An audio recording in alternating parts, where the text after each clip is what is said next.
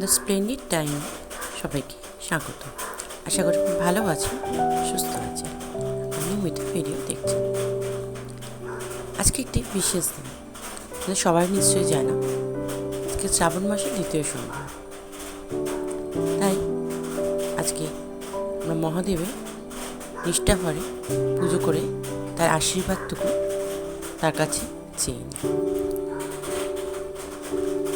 সকাল থেকেই সবার তোড়জোড় শুরু হয়ে গেছে, ফুল কেনা, দুধ কেনা। আমরাও সেরকম কিনে নিয়েছিলাম।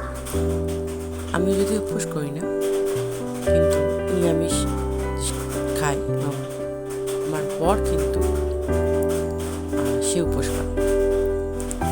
আমার ছেলে এখন পুজো করছে। এই শিবটি কাশীর শিব। আমার শাশুড়ি যে মা, সে কিন্তু শাশুড়িকে এটা দিয়েছে।